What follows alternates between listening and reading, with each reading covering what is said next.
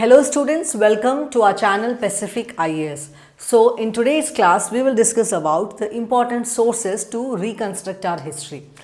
तो इस क्लास में हम लोग डिस्कस करेंगे important sources जो हमें हमारी हिस्ट्री को रिकन्स्ट्रक्ट करने में यूज़ होंगे. Okay? See, in our previous classes we discussed about the importance of sources. Sources बहुत ही important है अगर आप हिस्ट्री को जानना चाहते हैं और हिस्ट्री को फिर से समझना चाहते हैं तो सोर्सेस का बहुत इम्पॉर्टेंट रोल होता है. और इसी के बेसिस पे हम लोगों ने हिस्ट्री को डिफरेंट फेजेस में भी क्लासिफाई किया था. हमने हिस्ट्री को प्री हिस्टोरिक, प्रोटो हिस्टोरिक और हिस्टोरिक फेज में डिवाइड किया था और उसका बेसिस सोर्सेस ही थे. राइट? तो sources on the basis of its nature, उसके नेचर के ऊपर और उसके कैरेक्टरिस्टिक के बेसिस के ऊपर हम लोग सोर्सेस को टू डिफरेंट कैटेगरीज में डिवाइड करेंगे. एक है लिटरेरी सोर्स और दूसरा है आर्कियोलॉजिकल सोर्सेस. तो सोर्सेस को, दैट मीन्स हिस्टोरिकल सोर्सेस, उसके नेचर और कैरेक्टरिस्टिक्स के बेसिस पे, based on its nature and characteristics, sources are divided into literary source and archaeological sources. और ये जो literary sources है, ये literary sources है क्या? So what are literary sources? So literary sources are basically manuscripts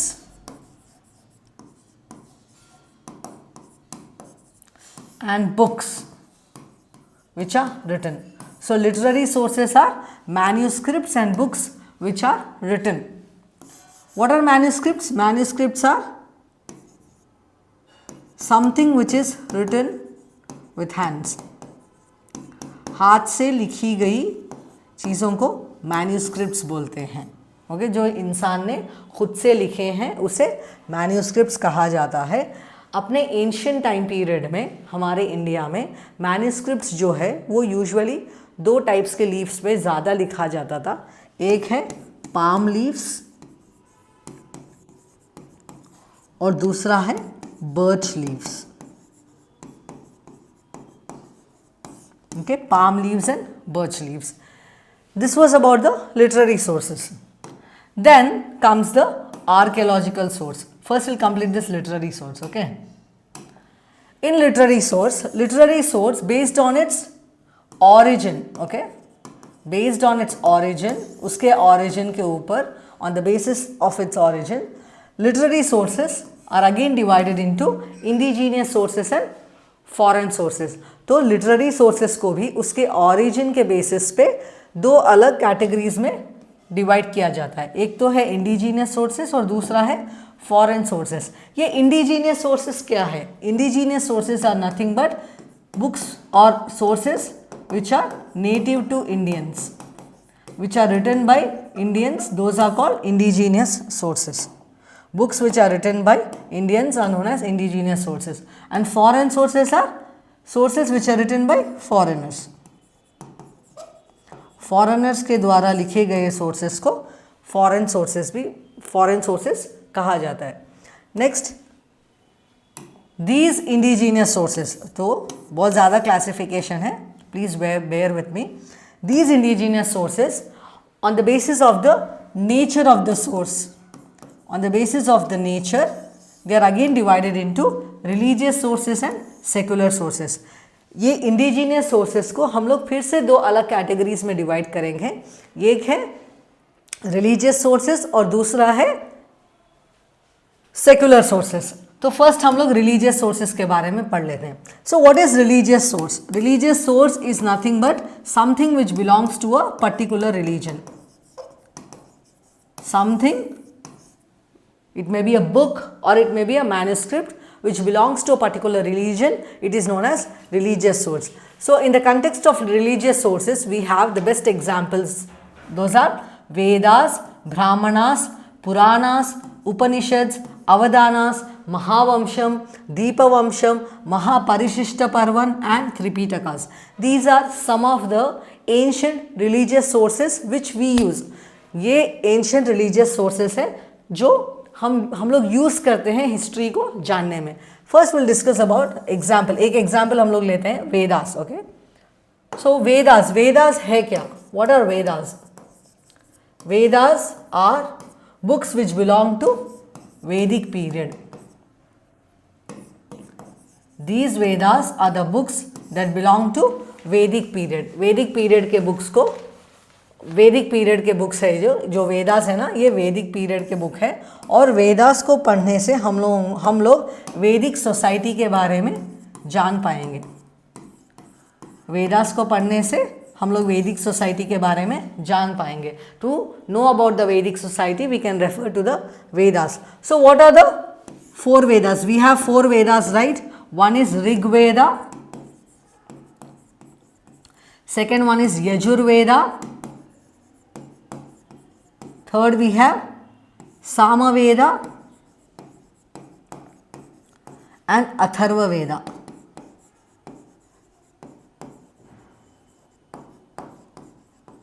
So we have 4 different Vedas.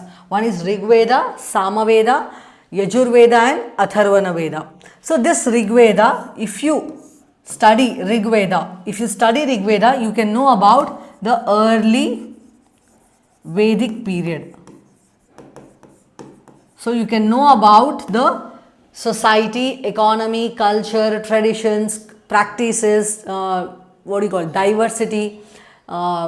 Next we can say divide in the society, different kinds of things which belong to Rig Veda, economy, polity of the Rigvedic society. We can know it through Rig Veda. If you read Rig Veda, we can know about the early Vedic period, because Rig Veda, it belongs to early Vedic period. Then we have Yajur Veda, Sama Veda, Atharvana Veda and other writings like Brahmanas, Upanishads, Vedangas, Aranyakas.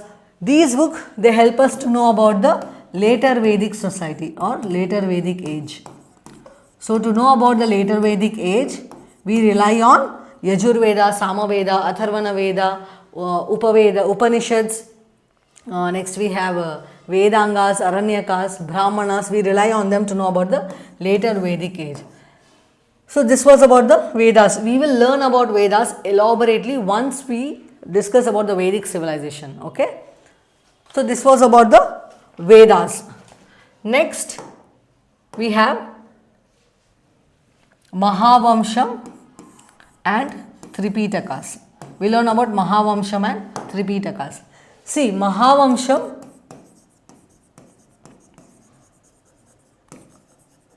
it is the religious text of Buddhism. Okay. Mahavamsham Buddhism का एक religious text है. Okay, Mahavamsham it belongs to Buddhism and it is a religious text of Buddhism. Then we have Tripitakas. और ये जो त्रिपीटकास है, these Tripitakas are the holy books of Buddhism. These are holy books. Tripitakas holy books है. Okay, Tripitakas are the holy books of Buddhism. Mahavamsham is one of the religious texts of Buddhism. Okay. So Tripitakas, in Tripitakas also we have 3 Pitakas. What is 3 Pitakas? 3 Pitakas means 3 Pitakas, that they are Vinaya Pitaka, Sutta Pitaka and Abhidhamma Pitaka. We have Vinaya Pitaka, Sutta Pitaka, okay, and Abhidhamma Pitaka. So Vinaya Pitaka, it talks, first we'll discuss about Sutta Pitaka. So Sutta Pitaka,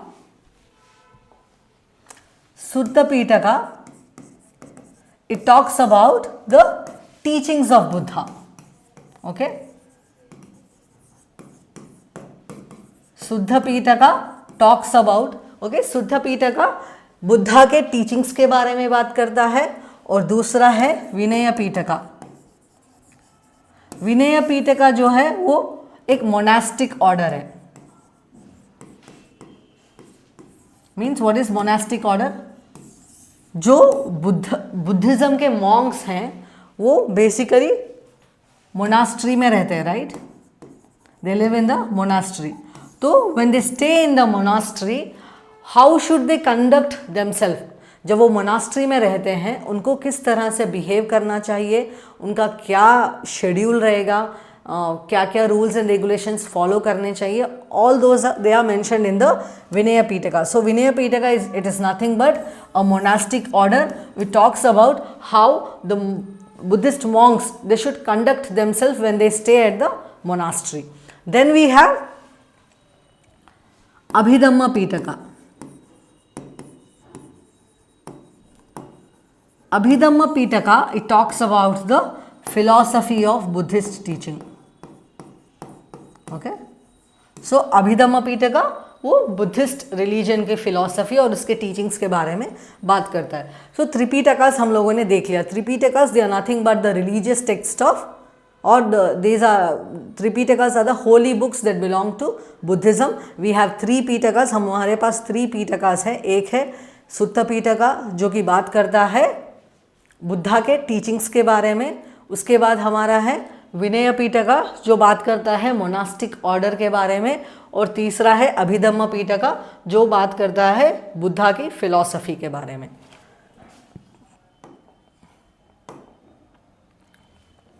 Then we have Mahaparishishta Parvan. This Mahaparishishta Parvan, it is a religious text of Jainism. Mahaparishishta Parvan जो है वो Jainism के religious text है. सी, जब हम religious text को एक source के जैसा यूज करते हैं, when we use religious text as a source to know about history, एक हमारे इस हम लोग ये सोच सकते हैं कि these religious text they are not reliable. हम लोग कैसे रिलाई हो सकते हैं? See, religious text they are nothing but they are talking about one particular religion.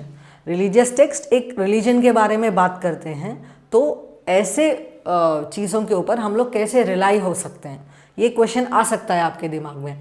तो देखिए, जो ये रिलीजियस टेक्स्ट है ना, these are very good source. Yes, they are some biases. These religious books they are biased in nature, okay? There are some biases, but they are very good source to know about the culture, language, next tradition, rituals, next we can know about society, polity, economic status, economic condition, we can say economic conditions, trade, administration.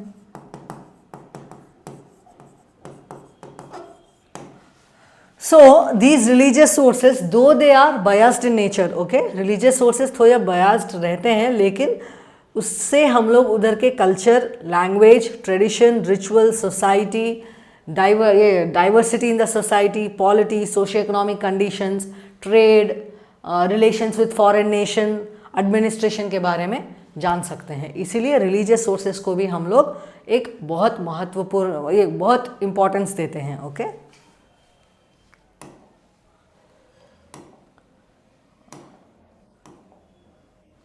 Then after religious sources we have secular sources. Secular sources are sources which does not belong to any religion. Okay, those sources are known as. See, when I am talking about secular sources, that doesn't mean that they don't talk about religion. जब मैं आपको बता रही हूँ कि ये जो sources है ये सेकुलर सोर्सेस है, इसका मतलब ये नहीं है कि इसमें रिलीजन का मेंशन ही नहीं किया गया है. ओके, ऐसा कुछ नहीं है. सेकुलर सोर्सेस भी रिलीजन के बारे में बात करते हैं, पर सिर्फ रिलीजन के बारे में नहीं बात करते. Okay, secular sources they talk about religion but not only about religion. Okay, apart from religion they talk about many other things. Okay, so in secular sources we have the very best example, that is Arthashastra. So what is Arthashastra?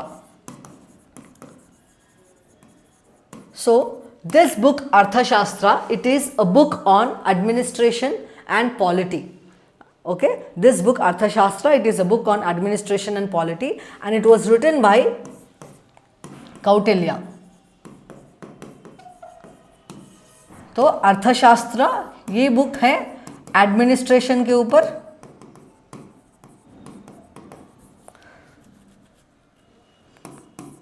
Polity के ऊपर। Administration और polity के बारे में ये book बात करती है, जो कि लिखी गई है कौटिल्य के द्वारा। कौटिल्य का दूसरा नाम है, what is the name of Kautilya? Chanakya और विष्णुगुप्ता। So the other names of Kautilya, those are Chanakya and Vishnugupta. So ये जो बुक है अर्थशास्त्र, it talks about administration and polity of which area? Of the Mauryan Empire. Mauryan Empire, ये जो Mauryan Empire है वो है प्रेजेंट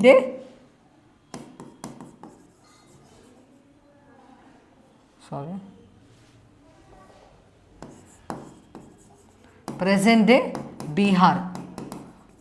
सो अर्थशास्त्र इज अ बुक जो लिखी गई है कौटिल्य, जिसका दूसरा नाम चाणक्य और विष्णुगुप्ता है, और ये बुक बात करती है एडमिनिस्ट्रेशन और पॉलिटी के बारे में।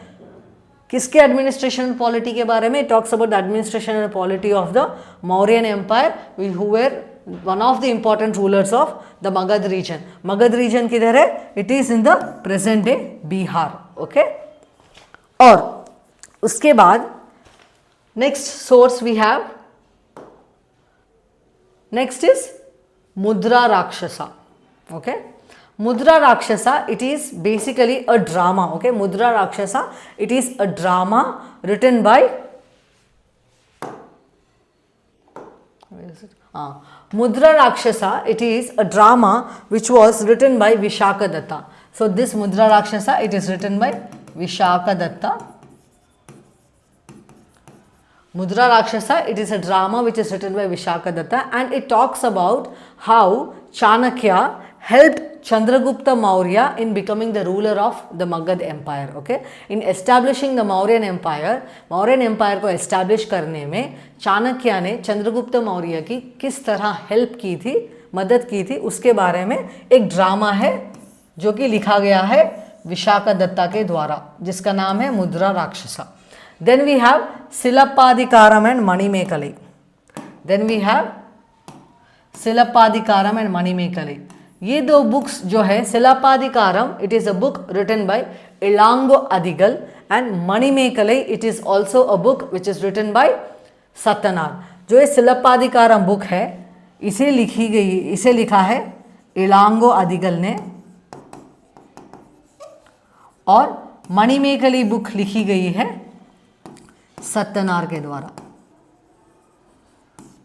सो these Silappadikaram and Manimekalai, they are very important. ये एक बहुत बड़ा सोर्स है तमिल हिस्ट्री के ऊपर, एक्सपेशली संगम एज। अगर आपको संगम एज के बारे में जानना है तो Silappadikaram and Manimekalai, they are a very important source. Then we have Gatha Saptasati. So this book Gatha Saptasati, it is a compilation of 700 stories. Okay, Gatha Saptasati. Okay, and this book Gatha Saptasati, it is written by Hala. It talks, he was the 17th ruler of Satavahana dynasty. Okay, Satavahana dynasty is a very important dynasty. Satavahana dynasty जो है वो south India की एक बहुत important dynasty है, जिसके 17th ruler है हाला। उन्होंने एक किताब लिखी है जिसका नाम है गाथा सप्तशती, जिसमें 700 से ज़्यादा शॉर्ट स्टोरीज हैं। Next we have Harshacharitra. This Harshacharitra, it is a biography. See, Harshacharitra it is a biography of king Harshavardhana.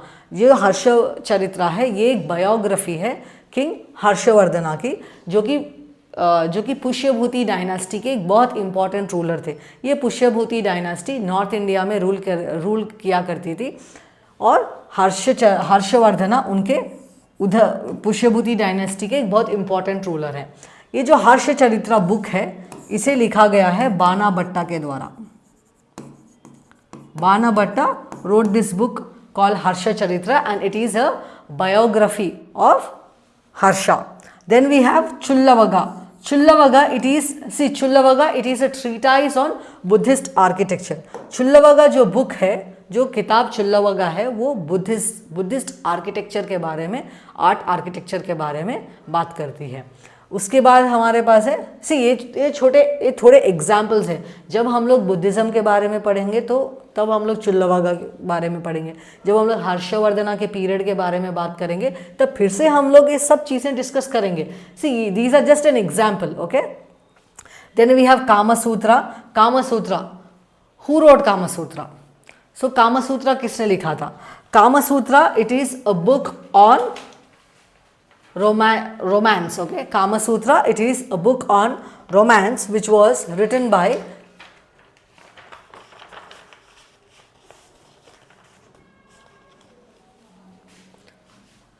Kama Sutra, it is a book on romance. Okay, it is a book on romance which was written by Vatsyayana. Vatsyayana wrote a book on romance which was known as Kama Sutra. Then we have Chandragupta Katha. Chandragupta Katha, this book was also written by Kautilya. Chandragupta Katha भी कौटिल्य के द्वारा ही लिखी गई है. उसके बाद हमारे हैं Smritis. Smritis are nothing but, ये स्मृतिस क्या है? Smritis are nothing but law books. Smritis are nothing but law books. And उसके बेस्ट एग्जाम्पल्स है मनुस्मृति और नारद स्मृति. और बहुत प्रकार के स्मृतिस हैं. ये जब हम लोग गुप्ता पीरियड डिस्कस करेंगे ना, तब हम लोग स्मृतिस के बारे में बात करेंगे. तो ये रहा एग्जाम्पल सेकुलर सोर्सेस का. उसके बाद हमारे हैं फॉरेन सोर्सेस. फॉरेन सोर्सेस में भी ना हम लोग दो प्रकार के फॉरेन सोर्सेस देख सकते हैं. So in foreign sources we have two different kinds of foreign sources.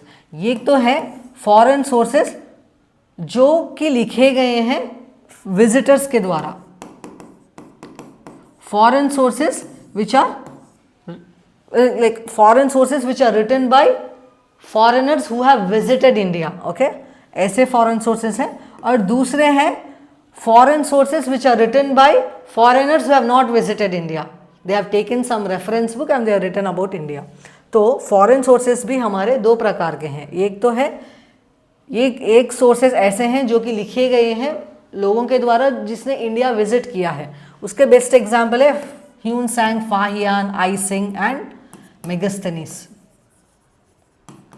इन लोगों ने इंडिया को विजिट किया है. they have come to India, they have visited India, which talks about Mauryan Empire, especially Mauryan Empire. It talks about Mauryan Empire because most of the time period when Megasthenes stayed in India, he stayed in the Mauryan Empire, especially in Pataliputra.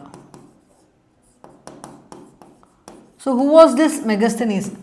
Megasthenes कौन था? Megasthenes एक Greek ambassador था. Okay, Megasthenes was a Greek ambassador who was sent by Seleucus Nicator. Seleucus Nicator एक Greek ruler है.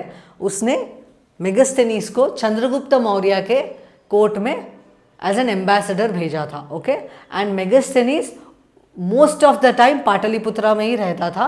इसीलिए मेगस्थनीस की book जो ये इंडिका है, अगर हम लोग उसे रेफर करेंगे ना तो हमको पाटलिपुत्रा के म्युनिसिपल एडमिनिस्ट्रेशन का एक बहुत ओवरऑल व्यू, बहुत बड़ा व्यू और ओवरऑल व्यू मिल सकता है. So referring to this book Indica which was written by Megasthenes, we can know about the municipal administration of Pataliputra, right? Then we have natural history which was written by Pliny. Then we have Geographia which was written by Ptolemy. Books of Justin and Strabo. See, these two sources or these three sources, they are basically foreign sources which were written by people who have not visited India. तो ये natural history, geography और books of Justin and Strabo जो भी book है ना, ये ऐसे लोगों के द्वारा लिखी गई हैं जिन्होंने इंडिया कभी विजिट नहीं किया. इन्होंने कुछ रेफरेंसेस उठाए और उस रेफरेंसेस के बेसिस के ऊपर अपना ओपिनियन लिख दिया. Okay, next we have Dipavamsham and Mahavamsham. See, Dipavamsham and Mahavamsham ये जो बुक्स हैं ये भी बुद्धिस्ट लिटरेचर का ही पार्ट है. They are part of Buddhist literature. They are religious books that belongs to Buddhism and they were written by Sri Lankan Monks. जो श्रीलंका के मॉन्क्स हैं उन्होंने ये बुक्स लिखे हैं, महावंशम एंड दीपवंशम. और इस बुक्स में हम लोग जान सकते हैं अशोका के बारे में. अशोका ने किस तरह बुद्धिज्म को सपोर्ट किया, how he patronised and propagated Buddhism, that we can know from Mahavamsham and Dipavamsham. Then we have Fahian, right? Sorry. Then we have Hyun Sang and Fahian.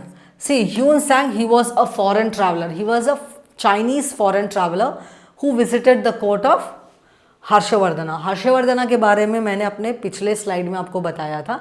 Harshavardhana एक बहुत इंपॉर्टेंट रूलर था पुष्यभूति डायनास्टी का, who ruled northern part of India during 7th century AD. During 7th century AD, Harshavardhana ruled the northern part of India and he was a very important ruler who belonged to Pushyabhuti dynasty. उनके time period पे Hyun Sang he visited India. Then we have Fahian.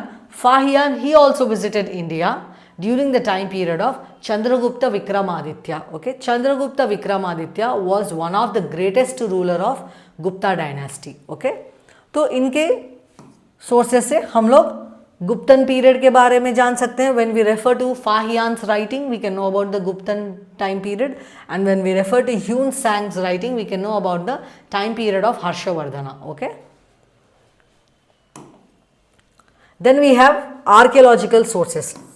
सो हमारे first slide में हम लोगों ने historical sources को divide किया था. कैसे डिवाइड किया था? Based on the nature and it's characteristic. हम लोगों ने हिस्टोरिकल सोर्सेस को 2 डिफरेंट कैटेगरीज में डिवाइड किया था. एक तो थे लिटरेरी सोर्सेस और दूसरे थे आर्कियोलॉजिकल सोर्सेस. हम लोगों ने लिटरेरी सोर्सेस पूरा का पूरा ख़त्म कर लिया.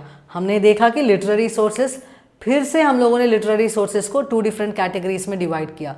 एक थे what were their literary sources again divided into 2 categories. What were their indigenous sources, yes indigenous sources and foreign sources.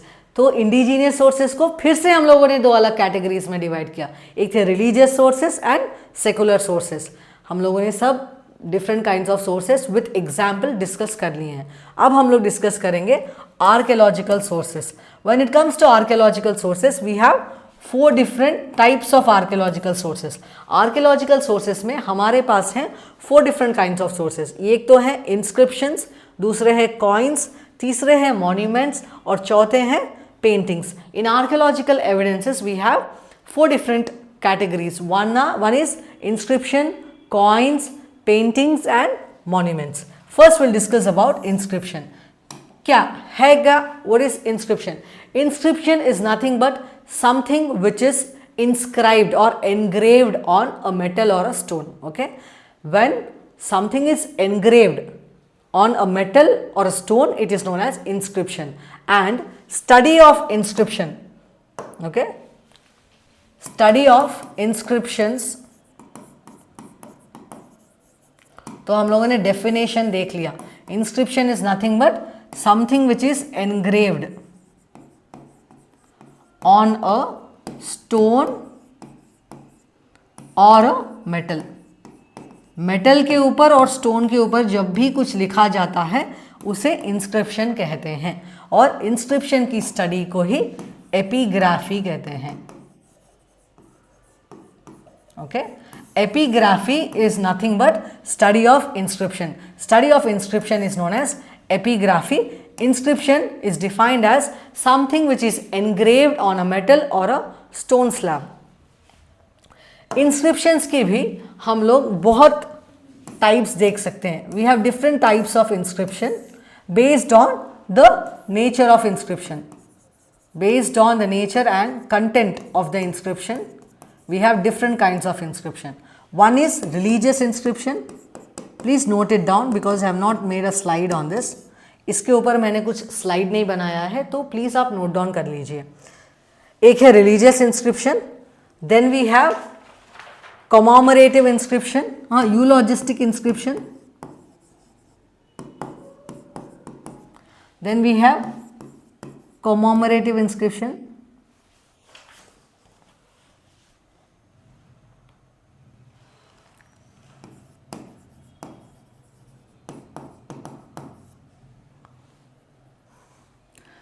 Next we have dedicative inscription. Then we have donative inscription. Then we have didactic inscription. तो ये थोड़े types of inscription हैं. क्या है वो? These are some of the types of inscription. One is religious inscription, eulogistic inscription, commemorative inscription, dedicative inscription, donative inscription and didactic inscription. See, हम लोग जब डिस्कस करें कि ये डिफरेंट काइंड्स ऑफ इंस्क्रिप्शन है, इसका मतलब ये नहीं है कि एक इंस्क्रिप्शन रिलीजियस और यूलॉजिस्टिक नहीं हो सकती. There are some inscriptions which are religious and eulogistic, there are some inscription which are religious and commemorative. थोड़े इंस्क्रिप्शंस ऐसे जो है जो कि रिलीजियस, कॉमेमोरेटिव एंड डोनेटिव है. Okay, so they can be both. Okay, they can be both. They can be both religious and eulogistic. मतलब ऐसा नहीं है कि religious inscription मतलब सिर्फ religion के बारे में ही बात करेंगे. थोड़े ऐसे भी inscription हैं जो कि religion के बारे में भी बात करते हैं, थोड़ा donation देते हैं, इसीलिए वो दो भी हो जाएंगे, religious and donative. Okay, we'll see the examples now. So what is a religious inscription? See, when it comes to religious inscription, we are giving here the example of Sanchi Stupa. Okay, when it comes to religious inscription, we are giving the example of Sanchi Stupa. हम लोग Sanchi Stupa का example ले रहे हैं. What are religious inscriptions? उसका हम लोग एक definition लेते हैं. Religious inscription is nothing but it, like if you take the inscription, मैंने आपको inscription का definition दिया था. क्या दिया था? If something is engraved on a stone or a metal, it is known as inscription. अगर उस stone और metal के ऊपर religious verses लिखे हैं, if you take some religious verse from Veda से उठाए गए थोड़े वर्सेस अगर लिखी गई हैं स्टोन या एक मेटल के ऊपर, उसे रिलीजियस इंस्क्रिप्शन बोलते हैं. ओके, सो इसका एक बेस्ट एग्जाम्पल है Sanchi stupa. Sanchi stupa, it is a very best example for religious inscription. And this Sanchi stupa, the inscription it takes the verses from Sutta Pitaka. हम लोगों ने सुत्ता पीटका देखा था, तो सुत्ता पीटका के थोड़े इंपॉर्टेंट वर्सेस ये सांची स्तूपा के इंस्क्रिप्शन पे लिखी गई हैं. तो ये एक बेस्ट एग्जांपल है रिलीजियस इंस्क्रिप्शन के बारे में. और यूजुअली जो भी रिलीजियस इंस्क्रिप्शन है ना, वो बात करता है मॉरल वैल्यूज़ के बारे में, वर्च्यूज़ के बारे में, सोसाइटी को कैसे चलना चाहिए उसके बारे में रिलीजियस इंस्क्रिप्शन यूजुअली बात करती हैं. Then we have donative inscription. See, in donative inscription, we are taking the example of Rummindei pillar inscription. Okay, हम लोग रूमिंदे पिलर इंस्क्रिप्शन का एग्जाम्पल ले रहे हैं. और Rummindei pillar inscription it belongs to Ashoka. जो ये रूमिंदे पिलर इंस्क्रिप्शन है ये अशोका के टाइम पीरियड का है. और रूमिंदे पिलर इंस्क्रिप्शन के पीछे एक छोटी सी स्टोरी है और मैं वो स्टोरी आपसे शेयर करना चाहती हूँ. एक है, सी रूमिंदे pillar inscription, it is also known as Lumbini pillar inscription. So Rummindei pillar inscription को लुम्बिनी पिलर इंस्क्रिप्शन भी कहा जाता था. 261 BC. Okay, please note down. 261 BC में जब कलिंग का वॉर हुआ था, who got victory in the war of Kalinga? किसने जीता था कलिंगा का युद्ध? Ashoka. So after winning the battle of Kalinga in 261 BC, Ashoka saw the disaster the war caused. War के कॉन्सिक्वेंसेस क्या थे उससे देख के अशोका का मन बदल गया था. Okay, he had a change of heart after seeing the disaster which was caused because of the war of Kalinga, and he changed his policy from the policy of war to policy of peace. उसने अपनी policy को policy of war से policy of peace के और change कर दिया. मतलब he changed his policy of Bheri Ghosha to Dhamma Ghosha.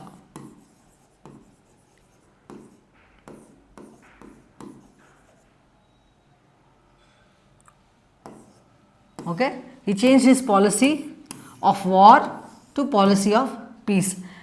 To commemorate this, okay, to commemorate this event of Ashoka changing his policy, Ashoka, he wanted to visit Buddhist religious place.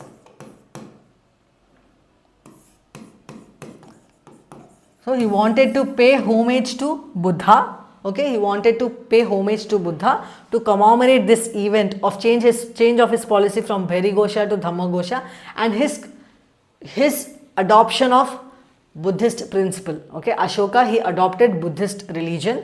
He changed his policy from Bhairigosha to Dhammagosha, and he wanted to pay homage to Buddhist religious places.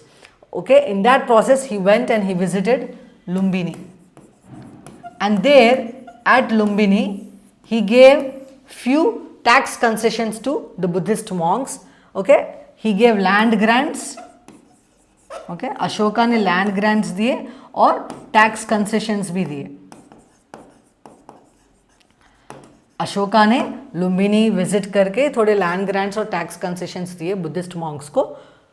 इसीलिए रूमिंदे pillar inscription, और ये जो event है it is written on Ruminde pillar inscription. Okay, Ruminde pillar inscription, it commemorates this particular event where Ashoka, he paid homage to Buddha by visiting Lumbini. Lumbini is the birthplace of Buddha. Okay, he visited Lumbini. He went to Lumbini and he gave some tax concessions and land grants to the Buddhist monks at Lumbini. So to commemorate that event, Ashoka installed a pillar inscription which was known as Ruminde pillar inscription or Lumbini pillar inscription. That is the reason why as this particular pillar inscription, Ruminde pillar inscription, ये both commemorative inscription है because ये event को commemorate कर रहा है. At the same time it is also a donative inscription. Why is it a donative inscription? Because it talks about the land grants and tax concessions given by Ashoka to the Buddhist monks. Okay, then इसके बाद we have eulogistic inscription. Then we have eulogistic inscription. When we talk about eulogistic inscription, you have to give two different examples we can give. Okay, जब हम eulogistic inscription के बारे में बात करते हैं, हम लोग दो examples, बहुत important examples ले सकते हैं. ये एक है अलाहाबाद पिलर इंस्क्रिप्शन, इधर ही है, मैं आपको दिखा सकती हूँ. Allahabad pillar inscription is one best example, and even Aihole pillar inscription. Okay, Aihole inscription and Allahabad inscription, they are best example of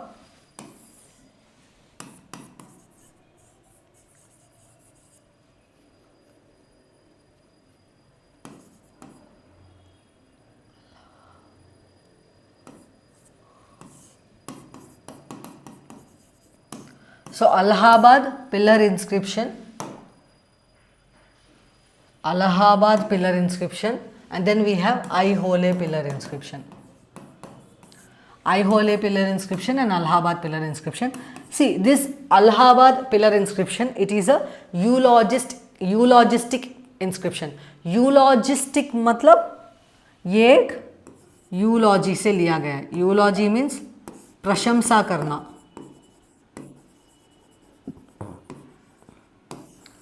So that is the reason why Allahabad pillar inscription is also known as Prayag प्रशस्ति inscription.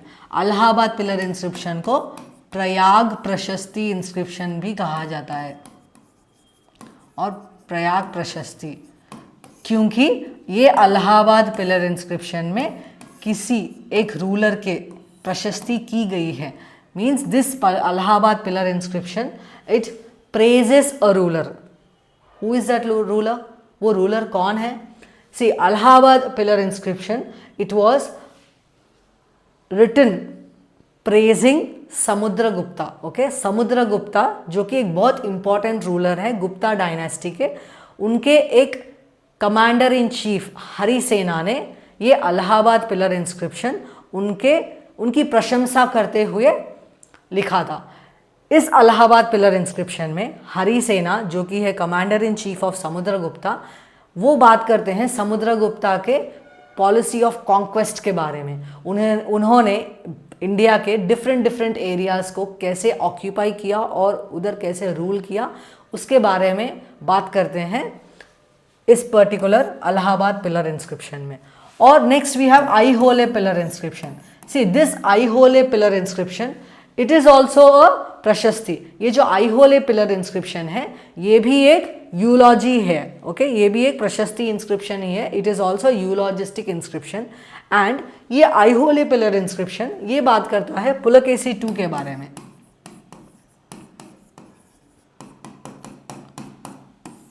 सी Pulakeshi II एक बहुत important ruler है बादामी चालुक्यास के। बादामी चालुक्यास के एक बहुत important ruler है Pulakeshi II। Pulakeshi II के बारे में प्रशंसा करते हुए उनके commander in chief Ravi Kirti ने ये आईहोले पिलर इंस्क्रिप्शन लिखा था। Okay, so this Aihole pillar inscription it belongs to Pulakeshi II and it was written by his commander in chief Harisena in the praise of Pulakeshi II। So why was Pulakeshi II being praised here? Because he defeated Harshavardhana.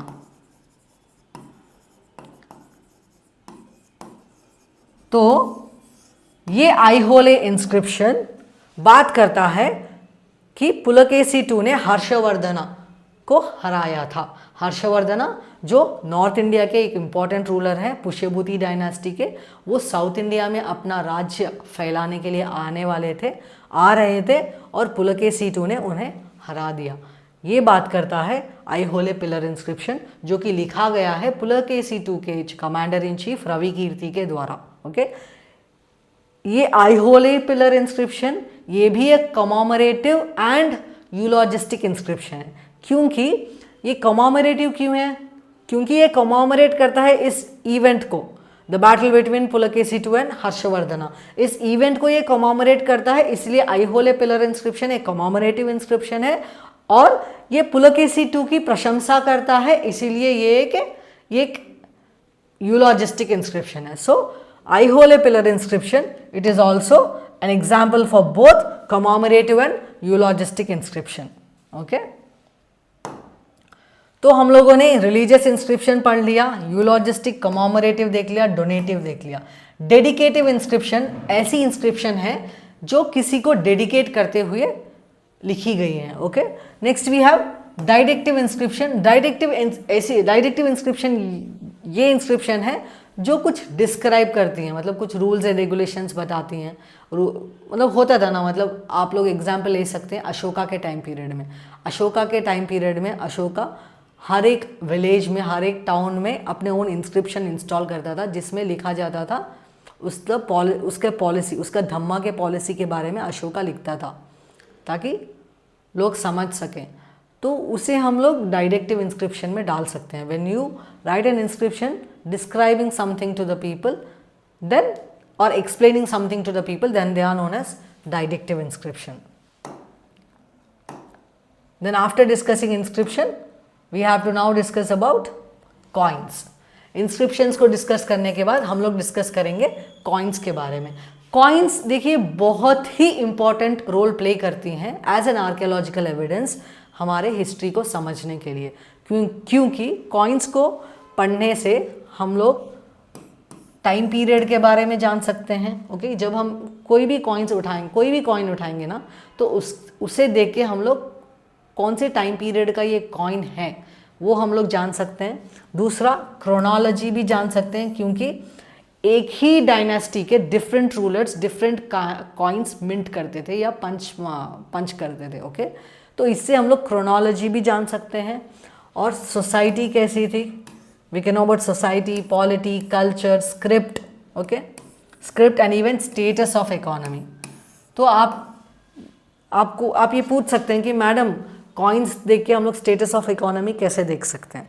C when you want to know about the status of economy, coins are very important because जब भी आप एक coin लेंगे वो किस material से बनी है coin. Okay, what is the material which is used for the coin, because coins were made of different kinds of material, right? Like they were gold coins, silver coins, tin, putin, copper. So these were different kinds of metals which were used to make coins.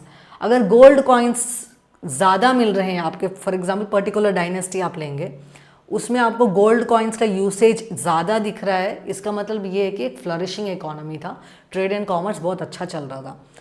और जब आप coin का weight देखेंगे, when you weigh the coin, then you can say okay coin का वज़न ज़्यादा है, इसका मतलब ये है कि इकोनॉमी अच्छी चल रही थी, रूलर मतलब जो भी रूल कर रहा है वो अच्छी तरीके से रूल कर रहा है, इसीलिए इकोनॉमी भी फ्लरिशिंग है। तो you can know about the status of economy through the study of coins. See the study of coins it is known as numismatics. Coins जब आप इस तरह से पढ़ते हैं, okay, when you study coins to reconstruct history, it is known as numismatics. The study of coins is known as numismatics. तो ये coins में भी हम लोग देख सकते हैं कि दो प्रकार के कॉइन्स हैं। In coins also we have two different kinds, one is punched mark coins and next is minted coins. So coins भी on the basis of the on the basis of the method used in making coins, we have two different kinds of coins. One is punched mark coins and next is minted coins. What are these punched mark coins? Punched mark coins क्या होते हैं? See, जब आप एक metal लेते हैं और उसके ऊपर जब आप अपने किंगडम का सिंबल या कुछ भी फिगर या कुछ स्क्रिप्ट उसके ऊपर जब आप पंच करते हैं, वैसे कॉइन को बोलते हैं पंच्ड मार्क कॉइन्स। इसके बेस्ट एग्जाम्पल है Satavahana coins. Okay, Satavahana time period में आपको बहुत ज़्यादा पंच्ड मार्क कॉइन्स ही मिलते हैं। Next we have minted coins. Minted coins जो मतलब मिंटेड कॉइन्स ऐसे कॉइन्स हैं जिसमें मतलब मोल्ड यूज़ करके कॉइन बनाया जाता है, ऐसे कॉइन्स को मिंटेड कॉइन्स कहते हैं। इधर मैं आपको फिगर्स दिखा देती हूँ। See these are punched mark coins. See, you can see the picture, like the metal, it's punched and the coin is made. This is punched mark coins, and these are minted coins. These coins they belong to Shatavahana time period, and these minted coins they belong to Gupta time period. See, Guptan age, it is known as golden age. Why was it golden? Why was it called as golden age? Gupta age को golden age क्यों कहा जाता था? क्योंकि majority of the gold coins जो भी हमारे India में मिले हैं हमें एंशिएंट टाइम पीरियड में, वो गुप्तन टाइम पीरियड के थे। क्यों गुप्तन टाइम पीरियड में हमारे पास बहुत ज़्यादा गोल्ड कॉइन्स मिले? क्योंकि Guptan ruler they had a flourishing trade with the Roman empire. Okay, Roman civilisation से गुप्तास का एक बहुत अच्छा ट्रेड चल रहा था, इसीलिए ज़्यादातर गोल्ड कॉइन्स हमारे गुप्ता टाइम पीरियड के हैं। ये भी एक वन ऑफ द रीज़न है why Gupta age is known as golden age. Okay, then उसके बाद हम लोग डिस्कस करेंगे, हमने कॉइन्स देख लिए, हम लोगों ने इंस्क्रिप्शंस देख लिए, then we have to discuss, now we have to talk about the paintings. See, जो पेंटिंग्स है, पेंटिंग्स को भी हम लोग टू डिफरेंट टाइप्स में डिवाइड कर दिया है हम लोगों ने कैटेगरीज में। एक तो है म्यूरल पेंटिंग्स एंड दूसरा है मिनिएचर पेंटिंग्स।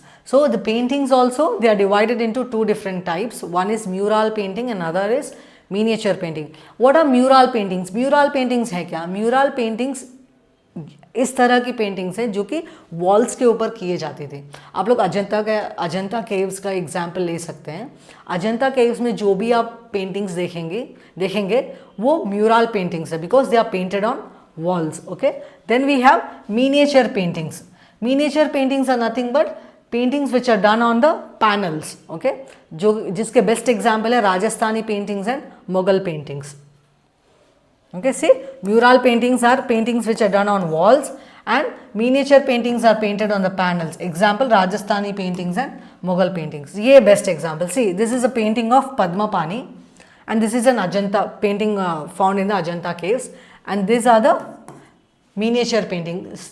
See, हम लोग ये जो भी आर्ट, आर्किटेक्चर, लिटरेचर जो भी है, हम लोग जब आर्ट एंड कल्चर डिस्कस करेंगे तब हम लोग बहुत कॉम्प्रिहेंसिवली ये सब चीज़ें फिर से डिस्कस करेंगे। ओके, सो डोंट वरी, ये मैडम खाली सिर्फ पेंटिंग पढ़ा रही है और थोड़े एग्जांपल्स दे रही है और टॉपिक ख़त्म करिए, प्लीज़ ऐसा मत सोचिए।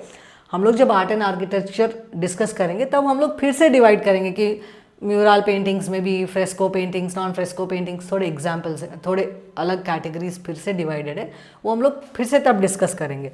अब फिलहाल के लिए हम लोग सोर्सेस के बारे में पढ़ रहे हैं, तो हम लोगों को अपने आप को इधर ही लिमिट करना है। Okay, so these are mural paintings and these are what you call miniature paintings. So observations from paintings, what can you know from the paintings? See, you can know about the social life of the people, economic life, cultural life and political life. In terms of economic life, you can know about the trade relations. From the paintings, you can know about the trade relations of the ruler with his neighboring kingdoms and even foreign kingdoms. In culture, you can know about the traditions, language, literature, society, the diversity in the society, the festivals which were celebrated by the people, the dressing style of the people, the hairstyles of the people, then food habits of the people. All these things we can know from the paintings, and even the social life of the people, socio-economic conditions, okay, division in the society, hierarchy in the society. All these things we can learn from the paintings. By observing paintings, we can learn from them. Then we talk about the monuments. See, in monuments also, based on the type of construction, okay, based on the method of construction, construction के method के basis के ऊपर भी ये जो monuments है वो हमारे पास है two different kinds of monuments are there. एक तो है rock cut monuments और दूसरा है structural monuments. In monuments also, based on their nature of method of construction, we have rock cut monuments or structural monuments. Rock cut monuments are nothing but the monuments which are made by sculpting, okay, by sculpting the stone, hill and even mountains. जब आप mountains, stones और hills को sculpt करके कुछ monument बनाते हैं ना, उस प्रकार के मॉन्यूमेंट को बोलते हैं रॉक कट मॉन्यूमेंट. और उसके बेस्ट एग्जांपल्स हैं केव्स और monolithic structures. Okay, rock cut monuments में हम लोग केव्स और मोनोलिथिक स्ट्रक्चर्स देख सकते हैं. केव्स में हम लोग ले सकते हैं Ajanta caves. In caves we have, what are the best examples of cave? Ajanta caves, Ellora caves, Karle caves, Nasik caves. There are many examples for caves. Then monolithic structures. So monolithic structures में statues भी आ सकते हैं. Okay, statues भी आते हैं. Monolithic structures में you can take the example of Mahabalipuram. Mahabalipuram, you have different kinds of small temples, right? Those are also example of monolithic structures. Then in monuments we have structural monuments. Structural monuments ऐसे monuments हैं जो कि construct किए गए हैं from bottom to up. से ये जो रॉक कट मॉन्यूमेंट्स है, they are constructed from top to bottom, and these structural monuments they are constructed from foundation to up. Okay, down to, see these rock cut monuments they are constructed from top to bottom, and these structural monuments are constructed from bottom to top. Okay, in structural monuments we have examples of temples, stupas, chaityas and viharas. See, what are temples? Temples, they are basically the worshipping places of, temples are places of worship of Hindus. Okay, जब हम temples के बारे में बात करेंगे, temples are worshipping places of Hindus. और हम लोग एग्जाम्पल ले सकते हैं कांदरिया महादेव टेम्पल का.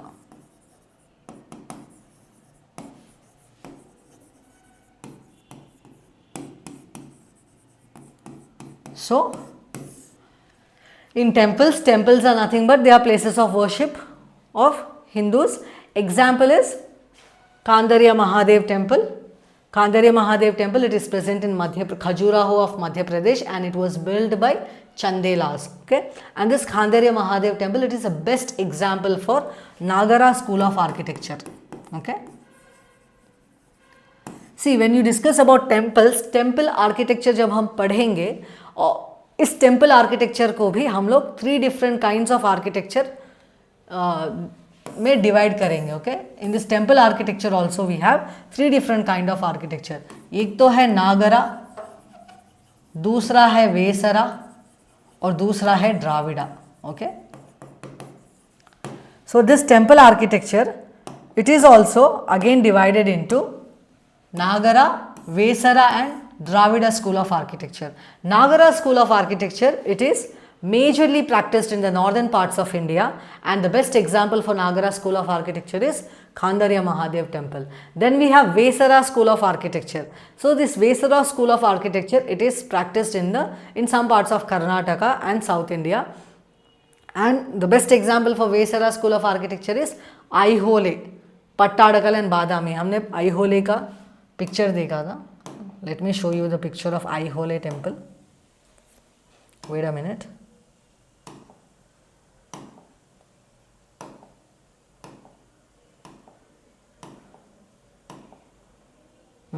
So this temple, Aihole temple, this type of architecture, it is known as Vesara architecture. Okay, this architecture, it is known as Vesara architecture. Then we have Dravida school of architecture. ये जो Dravida school of architecture है, ये it is practised in the south India. Okay, in southern parts of India the Dravida school of architecture is practised. And the best example for Dravida school of architecture is the Virupaksha temple, which was constructed by Vijayanagara Empire. And then in deep south we have Brihadeshwara temple, that is also constructed on the basis of Dravida school of architecture. We learn about them comprehensively when we are discussing art and culture. Okay, so temples help us by studying the art and architecture of temple. We can know about the society, economy, polity, and division of society. Everything we can learn, we can know from the temple architecture. Okay, then after temple we have stupas, chaityas and viharas. See, these stupa, chaitya and vihara, they belong to Buddhist architecture. जो स्तूपा, चैत्य and vihara है, ये Buddhist architecture के related है. ये स्तूपा है क्या? What is stupa? Stupa एक ऐसा कंस्ट्रक्शन है जो कि बनाया जाता है बुद्धा और बुद्धिस्ट मॉन्क्स के रिमेन्स के ऊपर. ओके, बुद्धा और बुद्धिस्ट मॉन्क्स के रिमेन्स के ऊपर जो भी एक स्ट्रक्चर बनाया जाता है उसे स्तूपा कहते हैं. Okay, stupa is nothing but a structure constructed on the remains of Buddha और the Buddhist monks. Okay, then we have chaitya. So what are chaityas? Chaityas are the places of worship of Buddha. What are chaityas? Chaityas are the places of worship for the Buddhist people. Okay, then we have viharas. Viharas, जैसे कि नाम से ही पता चल रहा है, viharas are the resting places for the Buddhist monks. Buddhist monks के resting places को विहारा कहते हैं. Okay, चैत्य, विहारा. स्तूपा का हम लोगों ने एक एग्जाम्पल देख लिया है, सांची स्तूपा. चैत्या का हम लोग एग्जाम्पल ले सकते हैं, कार्ले चैत्या. विहारा का हम लोग एग्जाम्पल ले रहे हैं, Nasik Vihar. Okay, so these are some of the examples. Then we have individual art forms. In these individual art forms we have seals, terracotta figurines, statues and pillars. Okay, seals हम लोग हमारे नेक्स्ट क्लास में discuss करने वाले हैं Indus valley civilisation के बारे में. और जब हम लोग इंडस वैली सिविलाइजेशन के बारे में पढ़ेंगे तब हम लोग सील्स के बारे में बहुत ही कॉम्प्रिहेंसिवली पढ़ेंगे, क्योंकि सील्स दे आर लाइक, क्या है सील्स, क्या है ये मैं आपको पहले बता देती हूँ. सील्स एक ऐसी चीज़ है, मतलब क्ले को लिया जाता है गीली मिट्टी के ऊपर, जब आप एक फिगर को या कुछ स्क्रिप्ट को उसके ऊपर पंच करते हैं, मतलब उसके ऊपर जब आप पंच करते हैं उसे सील कहा जाता है. Okay, seals are nothing but when something is punched on a wet clay, then it becomes a seal. Seal का यूज़ क्या था? What was the importance of seal? Seal का तो पहला यूज़ है, it was used for trade and commerce. Trade and commerce के लिए seal use किया जाता था, कुछ सील करने के लिए. मतलब बेसिकली अगर आप एक कुछ बक्सा लेंगे उसको सील करने के लिए, हम लोग आज भी सील यूज़ करते हैं ना, उसको सील करने के लिए भी सील्स, गीली मिट्टी यूज़ की जाती थी. इसके अलावा they were also used as a medium of exchange. हम लोग जिस तरह पैसे यूज़ करते हैं, how we use money now, in the same way seals were also used as a medium of exchange back then. और उसके अलावा सील्स का एक रिलीजियस पर्पस भी था. जब हम इंडस वैली सिविलाइजेशन डिस्कस करेंगे तब हम डिस्कस करेंगे पशुपति सील के बारे में. तो this Pashupati seal had religious importance because there was the the image of Pasupati sealed on, what do you call, punched on it. So that's the reason why seals had religious importance. It was used in trade and commerce, and it was also used as a medium of exchange. Then we have terracotta figurines. So terracotta figurines कुछ नहीं, terracotta figurines are nothing but clay dolls, we can say. Okay, clay से बनाई गई छोटी छोटी मूर्तियों को और छोटे छोटे स्ट्रक्चर्स को, फिगर्स को टेराकोटा फिगर्स कहते हैं. ओके, ये टेराकोटा फिगर्स में भी हम लोग देख सकते हैं कि दो अलग प्रकार के टेराकोटा फिगर्स है. Some had religious importance like the terracotta figurine of the mother goddess. जब हम इंडस वैली सिविलाइजेशन में हम लोग मदर गॉडेस का फिगर, टेराकोटा फिगर देखते हैं, तो यही वो टेराकोटा फिगराइन है. Next, terracotta figures were also used to make toys. Terracotta से हम लोग टॉयज भी बनाते थे और रिलीजियस क्या बोलते हैं, रिलीजियस फिगर्स भी बनाते थे. टॉयज जैसे बुलक कार्ट, प्लाव, ये चीज़ें बनाई जाती थी. Statues, we have different kinds of statues. We have statue of Buddha, Kanishka. So ये बहुत इंपॉर्टेंट लोग हैं जिसके स्टैचूज बनाए गए थे. और बुद्धा एक ऐसे इंसान है जिसका पहला स्टैचू बनाया गया था इंडिया में पहले स्टैचूज जो बनाए गए थे इन लार्ज स्केल, वो बुद्धा के ही थे. Next we have pillars. Pillars के बारे में हम लोग मेजरली डिस्कस करेंगे अशोका के टाइम पीरियड से, क्योंकि अशोका के टाइम पीरियड और उनके बाद से ही पिलर्स और पिलर इंस्क्रिप्शंस का यूसेज बहुत ज़्यादा हो गया था. So these pillar inscription they also help us to know about the time period. See if you take the example of Ashoka pillar, Ashoka का कोई भी पिलर ले लीजिए, आप अशोका का कोई भी पिलर लेंगे तो उसमें आपको कुछ ना कुछ तो इन्फॉर्मेशन मिलेगा. एक तो है क्रोनोलॉजी, जीनियोलॉजी, नेक्स्ट सोसाइटी कैसी थी, और कुछ फॉर एग्जांपल आप रूमिंदे पिलर इंस्क्रिप्शन लेंगे तो रूमिंदे पिलर इंस्क्रिप्शन से हम लोगों को क्या पता चला कि अशोका का ये पिलर है, अशोका ने ये पिलर इंस्क्राइब किया था. सेकेंड, ये इसमें अशोका ने डोनेशंस दिए बुद्धिस्ट मॉन्क्स को. जब आप जानेंगे कि अशोका ने बुद्धिस्ट मॉन्क्स को टैक्स कंसेशंस और लैंड ग्रांट्स दिए हैं, तब आप ये उससे कंक्लूड कर सकते हैं कि Ashoka he propagated Buddhism. Okay, he was more lenient और he was more inclined towards Buddhist policy. तो pillars they help us to know about the economy, social religious condition, political condition, the relations of the ruler with his neighbours. तो ये सब चीज़ें हम लोग pillar inscription से भी जानते हैं.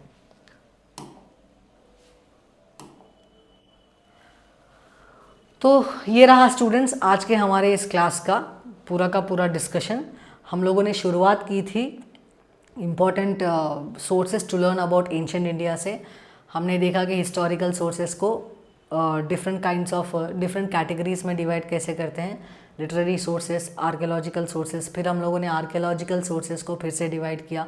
सो पूरा का पूरा सोर्सेस का जो पार्ट है स्पेशली आपके एंशिएंट इंडिया के रिलेटेड, वो हम लोगों ने इस क्लास में ख़त्म कर दिया है. ओके, तो नेक्स्ट क्लास में हम लोग क्या डिस्कस करेंगे, हम लोग नेक्स्ट क्लास में डिस्कस करेंगे प्री हिस्टोरिक एज. तो हमारी अगली क्लास रहेगी प्री हिस्टोरिक एज के ऊपर. प्लीज़ हो सके तो आप पढ़ के आइए ताकि आपको और अच्छे से समझ में आ सके. और इसके बारे में, इस क्लास के बारे में अगर आपको कुछ भी क्वेरीज है तो, कुछ भी डाउट्स है तो आप हमारे नीचे दिए गए कमेंट सेक्शन पे कमेंट कर सकते हैं. प्लीज़ स्टूडेंट आप लोग लाभ उठाइए इस चीज़ का. ओके, या जितना चाहे उतना हम लोग पूरे यूपीएससी के सिलेबस को एक्सेसिबल और अफोर्डेबल बनाना चाहते हैं. इसीलिए हम लोगों ने ये सीरीज़ और ये चैनल शुरू किया है. तो अच्छे से पढ़िए. ओके, अच्छे से पढ़िए and work hard, work smart, both are important. Okay, both hard work and smart work, both are important. Work hard, smart and crack any examination with confidence. Okay, thank you.